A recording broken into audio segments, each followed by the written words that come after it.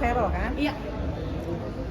Ya, Mbak Vena mungkin kemarin Kak Vero punya gebrakan baru untuk kunjungan kerja ke desa naik motor.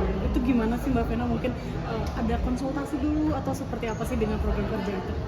Ya alhamdulillah kalau Vero kan ngeliat mamahnya ya 9 tahun di Dapil ya Jawa Timur 6, dia masih SD, itu dia tahu banget pekerjaan jadi anggota DPR RI ya. Artinya kita kalau di Dapil itu mesti benar-benar apa aja bisa.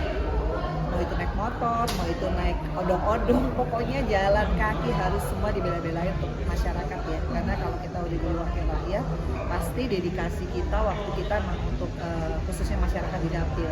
Jadi buat aku sih totalitas penting ya, dan Vero melihat waktu itu aku kerja berarti dia adoptingnya bagus, bahwa memang seperti itulah jadi anggota DPR.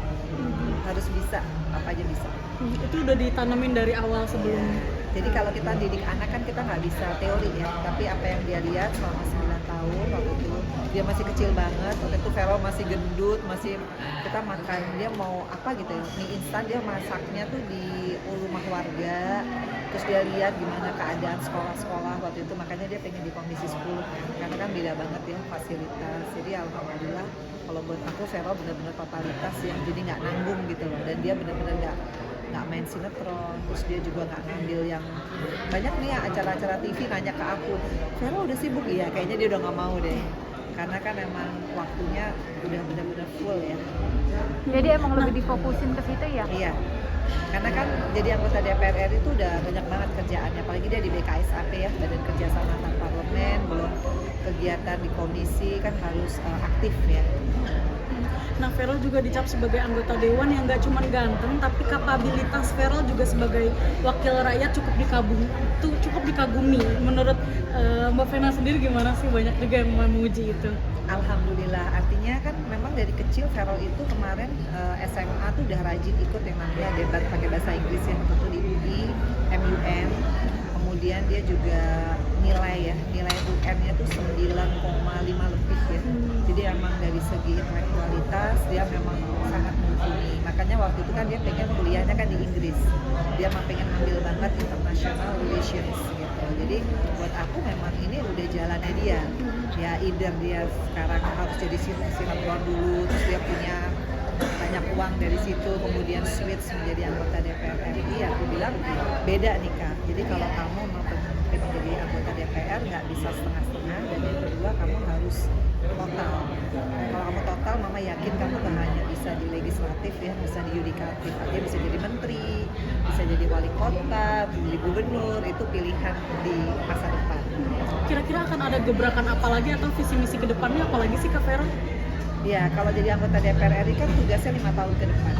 Jadi buat aku yang paling penting dia jadi anggota DPR RI yang amanah dan patuh.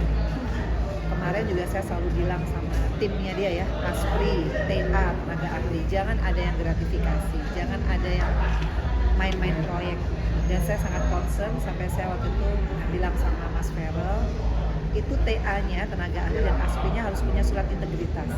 Yang isinya jangan ada yang main proyek, yang visi misinya bukan untuk orientasi ke masyarakatnya dia, di dapil dia. Nggak boleh lah yang kayak gitu-gitu, karena saya Vero ini kan di dunia entertainment udah cukup ya, alhamdulillah udah dikasih Allah banyak banget nih rezeki. Jadi nggak boleh ada greedy, nggak boleh juga dia jadi anggota DPR RI yang tidak punya prinsip yang kuat. Karena kalau di politik itu kita nggak boleh ada celah. Ya insya Allah kalau memang dia benar-benar hatinya ingin dedikasi untuk masyarakat, nanti Allah buka akan lebih bagus lagi peluangnya, entah mau jadi apa. Kalau saya sebagai ibu kan hanya bisa kasih contoh. Kalau Mama jadi anggota DPR RI, nggak jadi anggota DPR RI, Mama hidup sederhana. Itu contoh, karena masyarakat jauh lebih menghargai ya. Kalau kita tuh bisa lebih merakyat, bisa lebih down to earth. Karena kan sekarang masyarakat kan nggak semuanya kan punya ya. Nah kita harus nunjukin jadi wakil rakyat, kita harus berubah tuh polanya. Ya alhamdulillah dia bisa menyesuaikan ya, kapan harus pakaian bagus, kapan harus pakaian biasa, nah itu harus bisa. Mbak Vena mungkin tahu akan ada gebrakan baru apalagi dari Kak Vero? Ya kayaknya jadi anggota DPR RI 5 tahun ke depan banyak ya isu-isu yang menurut aku passionnya dia apa. Kayak waktu itu kan saya passionnya adalah karena saya orang film, ada revisi total undang-undang perfilman, saya yang bikin panjanya panitia kerja. Ya kalau bisa kamu lanjutin bagus karena kamu kan orang film. Artinya kita kalau bicara film Indonesia kita harus kayak Korea Selatan lah, di mana negaranya hadir.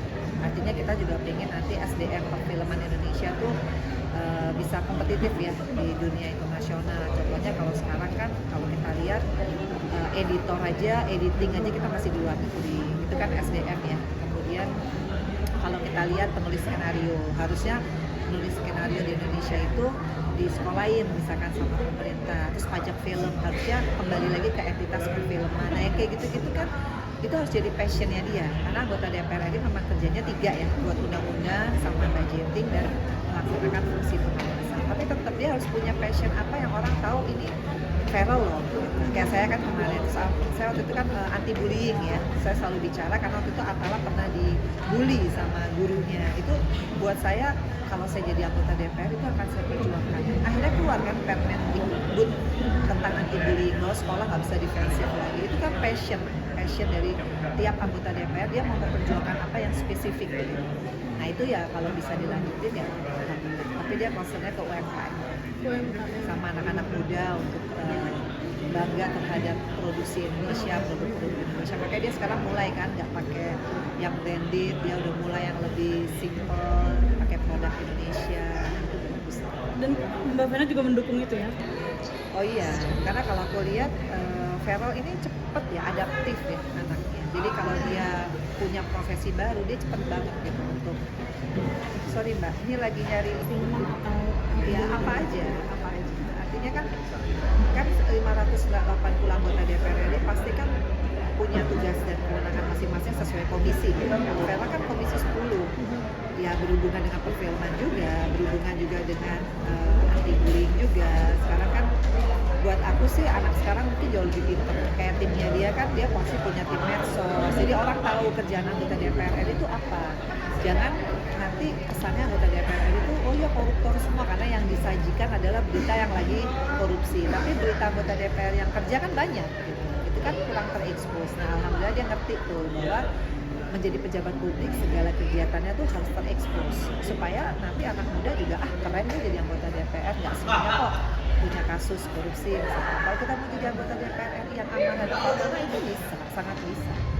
Oke. Ya, oke.